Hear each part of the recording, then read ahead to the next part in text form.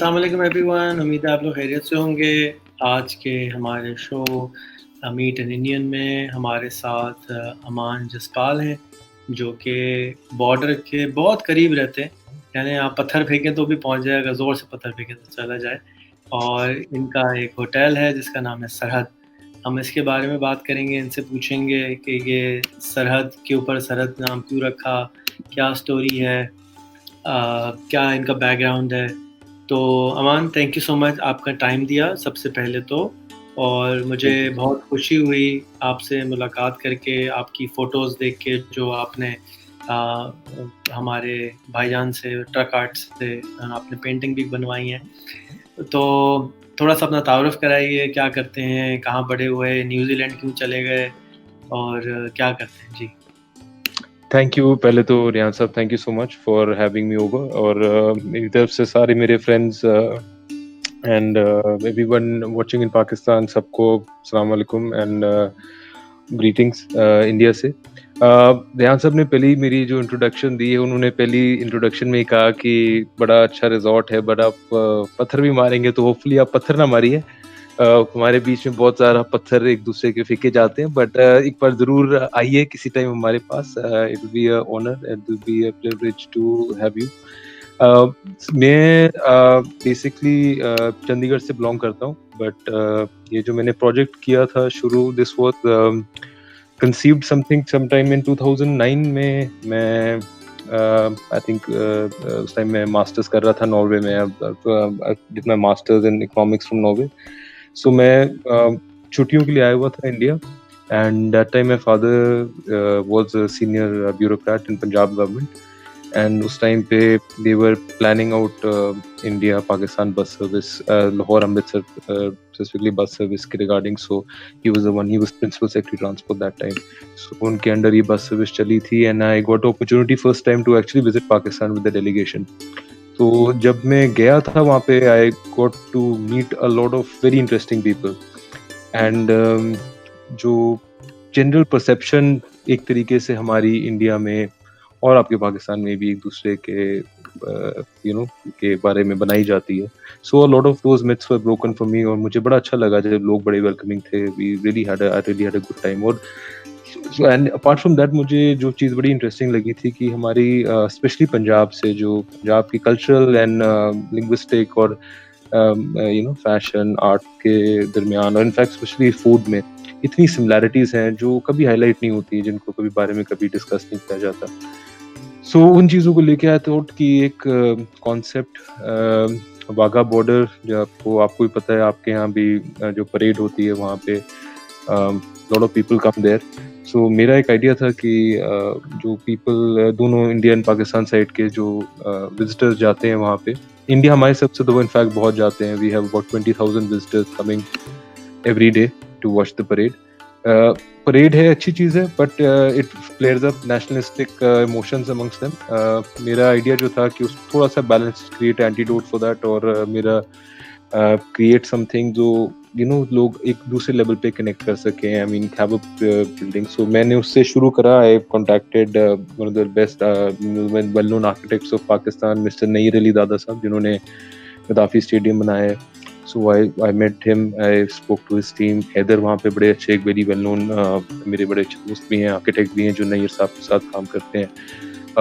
हैदर से बात हुई काफ़ी, एंड वी थॉट कि यार एक वी टेक एलिमेंट्स ऑफ पुराना लाहौर और पुराना अमृतसर के एलिमेंट्स को कंबाइन करके एक आर्किटेक्चरल प्लेस बनाएं।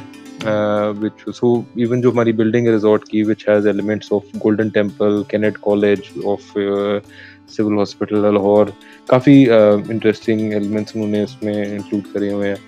सो एंड देन उसके आगे चल के भी got a lot of artist from Pakistan, जैसे हैदर अली साहब है हमारे, उन्होंने he is a very famous truck artist. उनको हमने इनवाइट करा कि आप आके प्लीज ट्रक आर्ट अपना डिस्प्ले करिए।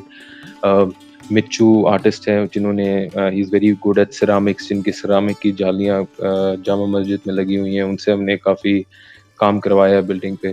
बट मोर देन दैट, हमने अपना फूड का जो थीम है, we got one of the best food consultants from Pakistan. उनसे we created a theme so that कि फूड को as a low hanging fruit जो माना जाता है एक तरीके से, क्योंकि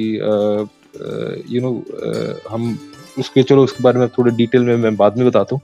but so we got a lot of so food was also an element. So हमने अपना थीम क्यूजीन सारा पाकिस्तानी क्यूजीन के अराउंड रखा था. So we were importing, in fact हम इंडिया में only people in India who were importing मरी की beers. We were importing करशी चायज, जोर जोशांदा की टीज. So काफ़ी चीज़ें हमने करी हैं. खलीफा की खताईज we were selling at a place. So ये एक चीज़, I mean it was a softer way to get into the hearts of people. You know, जो बंदा आए वहाँ पे experience कर सके कि we have so much of cultural similarity and culinary similarity between us. So इसका ये background था theme का.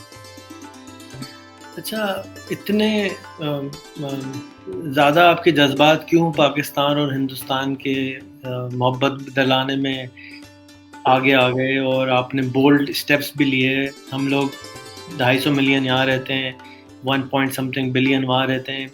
ये इक्का दुक्का लोग क्यों नज़र आते हैं जिनमें जज्बात जागते हैं? बहुत सारे लोग क्यों नज़र नहीं आते जो बोल्डली बोल सकें कि हाँ ये बात सही है या ये गलत है? पता है, इनफैक्ट अगर आप पहली तो चीज़ आई थिंक इसके जो आप कह रहे हो कि लोगों के जज्बात क्यों नहीं जागते, फ्रैंकली जिसमें जो पहली चीज़ है, मेरे क्यों जागे, मेरे इससे जागे थे क्योंकि मुझे एक मौका मिला था वहाँ पे जाके लोगों से मिलने का. सो आई थिंक मुझसे भी जो पाकिस्तानी मिलते हैं जिनके साथ मैं मिला हूँ, they have been very nice to me. In fact कई होते हैं हर किस्म के, हर एक किस्म के अपने एक प्री कंसीव नोशंस होते हैं, और वो ये नहीं कि पाकिस्तान में है. मेरे खुद थे जब मैं पाकिस्तान गया था, मेरे एक अपने प्री कंसीव नोशन था कि पाकिस्तान एज ए सोसाइटी क्या है, एज ए कंट्री क्या है. वो हर एक वो चैलेंज होते हैं जब आप अपने थोड़ा सा कंफर्ट लेवल बताएंगे पे. कि जब आप आए नहीं थे तो कैसा पाकिस्तान समझते थे, और जब आए तो कैसा पाकिस्तान में मुलाकात हुई?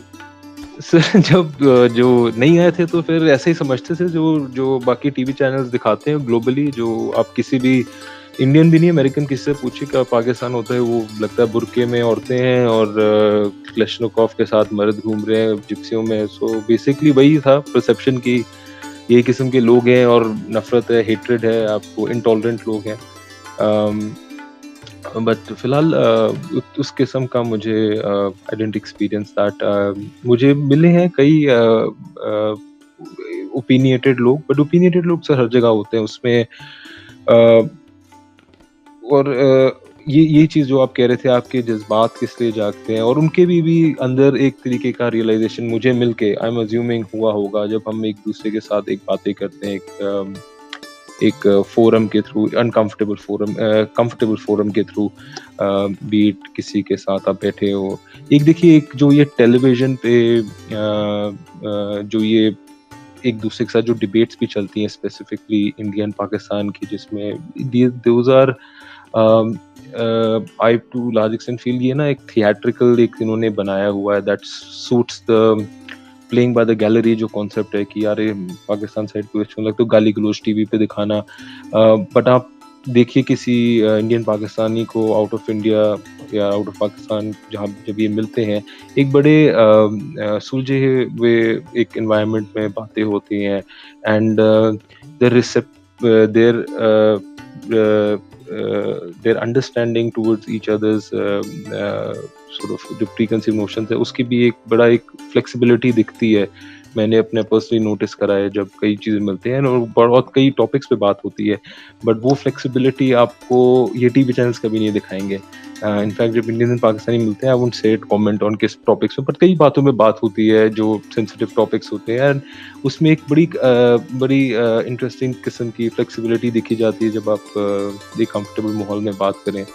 सो ये जो आप कहें पैशन बाकियों के क्यों नहीं दिखते सर, इसलिए नहीं दिखते कि वो कांटेक्ट नहीं है, पीपल टू पीपल कांटेक्ट नहीं है. पीपल टू पीपल कांटेक्ट होगा, सो देन ये जो मिथ है कि ऑफ हेट्रेड की उतने लार्ज एक्सटेंट की, आई एम नॉट सेइंग नहीं है, फ्रैंकली है.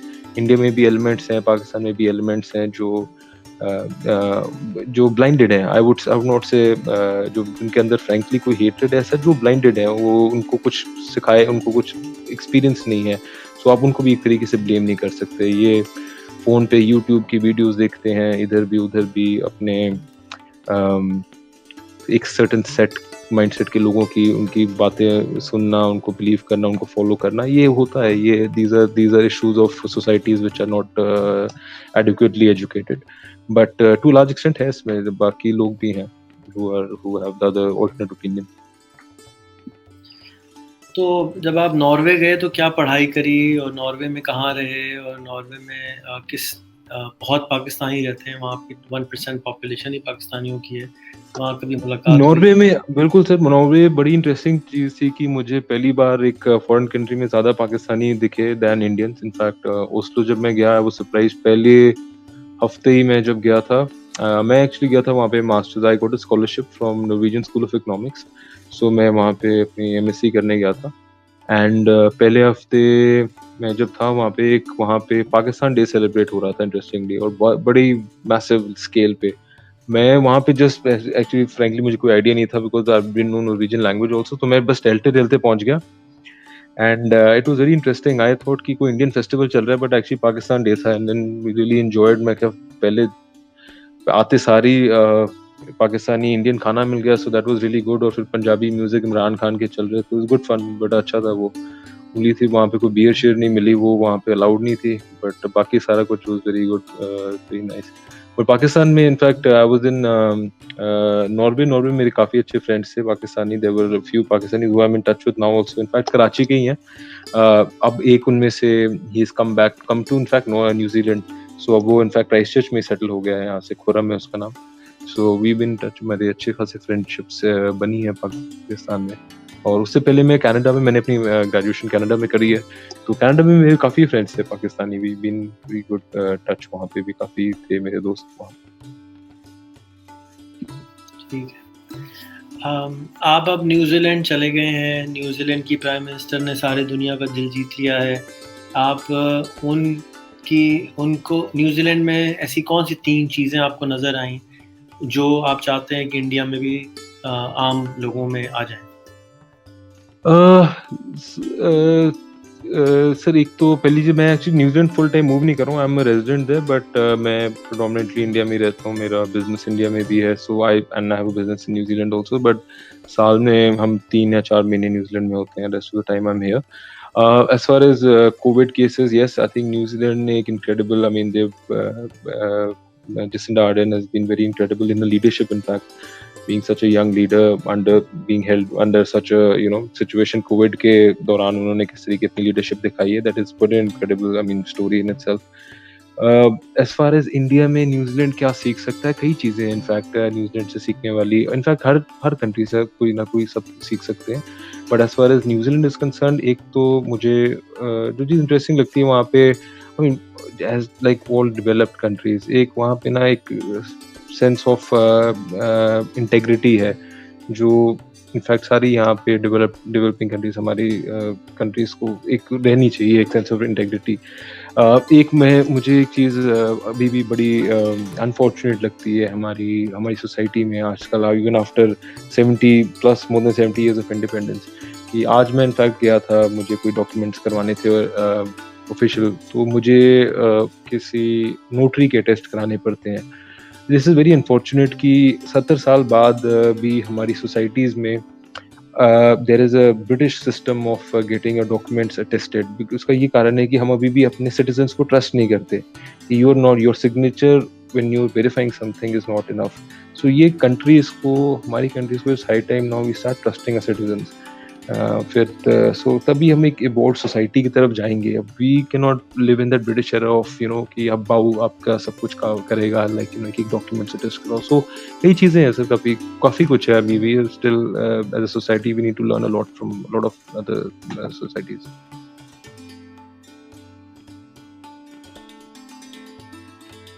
एक तो ट्रस्ट हो गया, दूसरी 2 चीज़ें मोदी जी को आप क्या कहेंगे कि वो ज़रूर आप इंडिया में फटाफट करवा दें? सर फ्रैंकली देखिए, एक ना मिसकंसेप्शन पाकिस्तान में बड़ी है कि हर एक चीज़ मोदी जी कराते हैं और हर एक चीज़ मोदी जी करा नहीं पाते हैं। देखिए सोसाइटीज़ और कंट्रीज़ ना ऐसे चलती नहीं है फ्रैंकली, स्पेशली हमारी जैसी कंट्री जो डेमोक्रेटिक कंट्रीज़ रह चुकी हैं काफ़ी टाइम से, इनमें जो चेंजेस आते हैं ना, फॉर द गुड और फॉर द बैड, ये ना एक दिन में कोई मिस्टर मोदी ला सकते हैं, ना एक दिन में कोई अच्छा बंदा में ला सकता है, और ना कोई इसको एक सोसाइटी को बदल सकता है। ये बड़ा ही स्लो ग्राइंडिंग प्रोसेस है, वेरी पेनफुली स्लो। पर इसका एडवांटेज ये है कि ये जब कोई गलत डायरेक्शन पे जाता है ना, तो because it is such a slow moving process, इसके सेल्फ करेक्शन के चांसेस बड़े अच्छे होते हैं, unlike countries which are predominantly dictatorial, और कंट्री जहाँ पे democracy has not planted its feet so well. So direction lane, it is very painful. I mean, कई चीजें, I mean, we still look at China and say, हमें भी लगता है यार कभी ये सिस्टम, ऐसा सिस्टम होता कि था, एक फाइल करते वहाँ पे एक दिन में हॉस्पिटल बन जाते हैं. There are a lot of checks and balances which are in place, which are to a large extent, I mean, हमें as a nuisance लगे, but if if you look at it in foresight, ये चीज़ों का एक to a large extent इनका एक बड़ा important contribution है इंडिया में, और इनफैक्ट की हर एक सोसाइटी में जो डेमोक्रेटिकली इलेक्टेड है. आई मीन उसमें these are very important elements. So आप भी कहो जो फटाफट तो सर कुछ भी नहीं होता, बड़ी चीज़ें करने को आई वुड सजेस्ट, पहली चीज़ तो we need to focus a lot on infrastructure. पहली चीज़ इंफ्रास्ट्रक्चर, हेल्थ एंड एजुकेशन. अगर आप कहें in that criteria, I mean we need to focus on all three things which should be our priority, और इसको करने के लिए we need to be at peace with our neighbors. So as far as that says, we need to sort of prioritize that.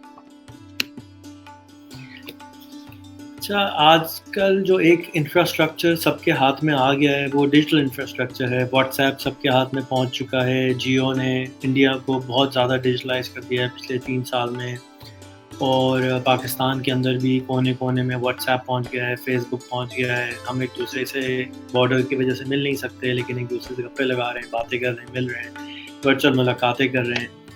क्या आप समझते हैं कि हिंदुस्तान और पाकिस्तान में अगर मेजॉरिटी लोग या लाखों लोग एक दूसरे के साथ व्हाट्सएप पे अगर 10-15 मिनट भी बात कर लें, गप्पे कर लें और मुलाकात कर लें और अपने क्वेश्चंस को आंसर कर लें और ट्रस्ट बिल्ड कर लें, तो उससे हमारे जो मसाइल हैं उसको हल हो सकता है?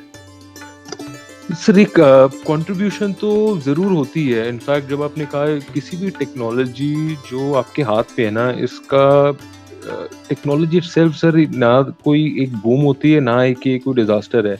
इसका बेसिकली जो बंदा इसको चला रहा है ना, वो it is to large extent कि आप किस तरीके की तरफ से इसको लेके जा रहे हैं.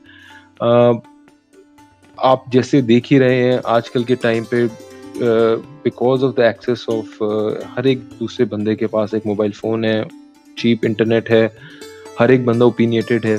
किसी को गाली देने में या किसी को कोई भी लैंग्वेज में या किसी को ट्रोल करने में कोई टाइम नहीं लगता. सो एक इसके पेरिल्स भी हैं काफ़ी टेक्नोलॉजी को हर एक बंदे का. But like you said, definitely sir अगर ये इनिशिएटिव्स लोग लेते हैं जैसे आपने लिया, and lot of other people are taking that, कि एक प्लेटफॉर्म क्रिएट करें जहाँ पे इंडियंस और पाकिस्तानीज अपने रिजर्वेशंस और अपनी जो थॉट्स हैं उसको एक कंफर्टेबल एटमॉस्फेयर. हमारी प्रॉब्लम है सर, हमारी ना एटमॉस्फेयर कंफर्टेबल नहीं है. हम बातें भी करते हैं एक टेंस एटमॉस्फेयर में. हम बातें इनफैक्ट करते कैसे हैं, हम अपने गवर्नमेंट्स के थ्रू बातें करते हैं, हम अपने ऑफिशियल्स के थ्रू बातें करते हैं, या हम अपने टीवी चैनल्स के थ्रू बातें करते हैं. बट एक इंडिपेंडेंट प्लेटफॉर्म अगर ये क्रिएट होता है through these webinars, where people of India and Pakistan can have a comfortable platform and they can discuss and talk to each other about so many issues. और इसमें I'm sure ये बहुत सारी चीज़ें लोग अपने इन कंट्रीज के themselves will realize कि ये जो काफ़ी टाइम की जो टेंशन्स हैं, इसका लॉन्ग टर्म पे इनको सस्टेन करने का कोई लॉन्ग टर्म बेनिफिट नहीं है. अच्छा, इमरान खान के लिए 3 मशवरे. सर खान साहब तो बड़े अच्छे इंसान है. आई इनफैक्ट मिस्ड मीटिंग है, मेरे डैड भी मिले भी थे उनको. बड़े I mean he is quite good, I mean he is doing well for Pakistan. मशवरे सर मैं खान साहब को क्या दूं, answer he is statesman, he is I mean he is leading a country in tough times. I think only I would say जो मेरे तरफ से कि sir he should be little more he can at these times be show solidarity with all segments of people. अभी सबको उनकी load है, ज़्यादा प्रेजेंस दिखाएं अपनी. और I would also suggest कि एक पर्सनल अटैक जो खान साहब का है एक गवर्नमेंट के लिए, देखिए गवर्नमेंट्स को अटैक करना ठीक है, बट आई पर्सनली फील कि 1-2 दरवाजे खिड़कियाँ खुली रखनी चाहिए कि कभी किसी को आने के लिए सारे दरवाजे खिड़कियाँ ना बंद करें, ये मेरा होगा सजेशन। पाकिस्तान के लोगों के लिए 3 रिक्वेस्ट्स या 3 आपके मशवरे। नहीं तो मशवरे तो मेरे I would not give any मशवरा। मैं तो सिंपल उनको अपनी बेस्ट विशेस दूंगा इन टफ टाइम्स में। काफ़ी it is hard times for everyone, specially हमारे रीजन के लिए, बिकॉज ऑफ इकोनॉमिक कंडीशंस यहाँ पे जिस किस्म की हैं, और पॉपुलेशन और जिस किस्म के दौर से हम गुजर रहे हैं अभी। So I would give my best wishes to all of them. I would suggest कि प्लीज़ एहतियात बरतें, अपनी इसको बीमारी को, कोविड को लाइटली ना लें। वैसे मैंने कई पोस्ट में पाकिस्तान में सुना है कि इसको बहुत लाइटली लिया जा रहा है, और काफ़ी मैंने काफ़ी वेल नोन जैसे फर्जुल रहमान साहब की उस दिन मुझे कोई क्लिप भेजी थी, तो इसको थोड़ा सा सीरियसली लें। और ये देखिए, ये ज़रूर सोचें कि तो प्रैक्टिकली ये सोचें कि भले अगर इसको ये ना सोचें कि 100 में से 1 बंदा मरता है या 2 बंदे मरते हैं, बट आप ये सोचें कि आपके हेल्थ इंफ्रास्ट्रक्चर कहाँ पे है। अगर वो आपकी आबादी देखें, अगर आपकी आबादी में कि 3 या 4% लोग भी हॉस्पिटल सडनली पहुंच जाएंगे, तो बाकियों का क्या होगा? Hospital staff will not be able to cope, hospital staff infect हो जाएगा, बाकी it will create a cascading effect. मतलब एक बहुत ही टफ सिनारी हो सकता है हेल्थ केयर प्रोवाइडर्स और इंफ्रास्ट्रक्चर के लिए। तो उसको प्लीज़ थोड़ा सा सीरियसली लें, अवॉइड करें। It is the best practice to do right now. अच्छा, आपके घर से बहुत करीब है करतारपुर साहब का जो गुरुद्वारा है, आपका जाना हुआ या नहीं जाना हुआ? मैं गया था ओपनिंग में। मुझे in fact I had gone for the opening. मुझे जब ओपनिंग सेरेमनी थी मैं था वहाँ पे, so I was fortunate enough to be there at the opening ceremony. It was very good sir, बड़ा अच्छा था, बहुत खूबसूरत अरेंजमेंट था, and it was very very emotional and very actually spiritual moment for a lot of people जो वहाँ पे गए थे। एंड एक चीज़ जो मुझे हाईलाइट थी वहाँ पे, जो मैं तो इनफैक्ट जाता रहता हूँ, बट इनफैक्ट इंटरेस्टिंगली था कि मैं पाकिस्तान से मुझे इनवाइट आया था, सो मैं पाकिस्तान की तरफ से गया था, बट वहाँ से इंडियन डेलीगेशन भी आपको पता आया हुआ था, चीफ मिनिस्टर साहब काफ़ी लोग आए थे वहाँ पे। सो इनफैक्ट वहाँ पे एक मिनिस्टर है, उनका बेटा मेरा दोस्त है, सो हम वहाँ वो इंडिया की तरफ से अपनी डेलीगेशन के साथ आया था, तो मैं यहाँ पे उनको मिला। एंड हम जब भी लंगर खा रहे थे तो we were just talking and saying कि जो लंगर सर्विस कर रहे हैं वो सारे मुसलमान थे वहाँ पे, local Pakistani. And it was a very heartfelt thing. I said कि यार ये चीज़ें ना लोगों को देखनी चाहिए कि ये जो गुरुद्वारे में लंगर की सेवा मुसलमान कर रहे हैं, ये इम्पोर्टेंट चीज़ें हैं जो लोग यहाँ पे आके एक्सपीरियंस करें। तो ये इम्पोर्टेंट चीज़ें हैं sir. I think these are very path breaking decision, and I feel that to a large extent ये जो इशू है जो पाकिस्तान और इंडिया का, ये एक टू लार्ज एक्सटेंट इसमें जो एक एलिमेंट है वो जो पंजाब का एलिमेंट है ना, इसको काफ़ी अंडर वैल्यू किया हुआ है। Because I think Punjab can play a very big role in coming creating an atmosphere of peace. Because जो हमारे यहाँ पे रूट्स और सेंटिमेंट्स जो पाकिस्तान के लिए हैं पंजाब के, because the land belongs our gurus are from that land. So ये एक एलिमेंट है जो I think government should explore that, minister should explore that, क्योंकि पंजाब के minister should pressurise the centre to come to the talks, or maybe pressurize even the Pakistan government also. कई चीज़ों में I mean a lot of things can be done. Punjab can be a gateway to a lot of prosperity between the nations. मेरे institute of peace की एक कोशिश है कि proposal है एक्चुअली कि जितने भी सिख्स जो पाकिस्तान से बाहर पैदा हुए हैं, इंडिया से बाहर पैदा हुए हैं, उनको ड्यूअल नेशनैलिटी ऑफर की जाए पाकिस्तान की, ताकि वो पाकिस्तान के एज कॉम्प्लीमेंट्री सिटीज़न बन सकें और वो यहाँ पर आके प्रॉपर्टी ख़रीद सकें, अपने मक्का और मदीना की ज़ियारत कर सकें जब उनका दिल करे, वहाँ प्रॉपर्टी ख़रीद सकें, कारोबार कर सकें। मलेशिया का एक प्रोग्राम है, Malaysia my second home program, उसी पे बिल्कुल इसी तरह से टर्की भी ऑफ़र करता है कि अगर आप $2.5 लाख की प्रॉपर्टी खरीद लें, तो हम आपको एक सिटीज़नशिप या एक एक्स्ट्रा कार्ड दे देते हैं, जिसकी वजह से आप अपनी मर्ज़ी से आ जा सकते हैं। तो उस सिलसिले में मैं चाहूँगा कि आप अगर किसी से कनेक्ट कराना चाहें, उसके ऊपर मज़ीद गुफ्तगू के लिए मैं आपका शुक्रमंद रहूँगा। दूसरा, आपके अगर जैसे आपने बताया कि कोई मिनिस्टर के दोस्त थे और लोग थे जिनका आप चाहते हैं कि मैं इंटरव्यू करूँ, मेरा जो पर्पस है वो यही है जो आपने खुद ही बताया कि रोड के उस तरफ जाना मुश्किल है और बात करने से ही मसले हल होते हैं। तो मैं इंटरैक्शन सोशल मीडिया पे करवाता हूँ। अब ये जो आपका वीडियो है, जब वो 10,000 लोग देखेंगे, उसमें से आपको 100-200 लोग ऐड करेंगे, आपकी न्यूज़ फीड देखेंगे, आपकी बातें देखेंगे, कभी-कभी आपको कमेंट करेंगे, कभी इनबॉक्स करेंगे, अपने ख़यालात का इज़हार करेंगे, सवाल-जवाब करेंगे, तो जो उनके दिमाग में फ़ियर थे, वो टूटना शुरू हो जाएँगे।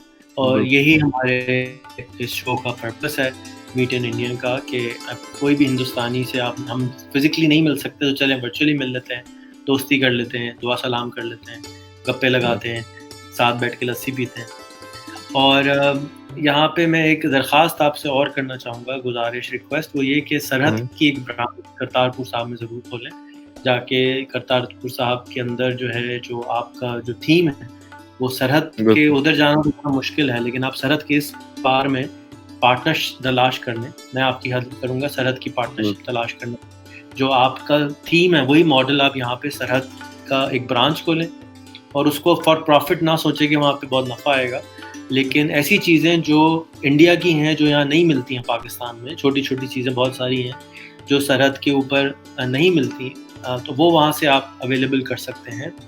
और मैंने एक वीडियो भी बनाई है कि मेरा ख्वाब है कि हम उसको जो 1000 एकड़ गवर्नमेंट ने उस जगह को एलोकेट किया है, वहाँ पे हम एक पीस सिटी बनाएँ और उस पीस सिटी के अंदर यूनिवर्सिटीज़ हों, FICCI का दफ्तर वहाँ हो, FPCCI का दफ्तर वहाँ हो, चैम्बर ऑफ कॉमर्स का दफ्तर हो, क्योंकि वहाँ से आमदोरफ्त आसान है।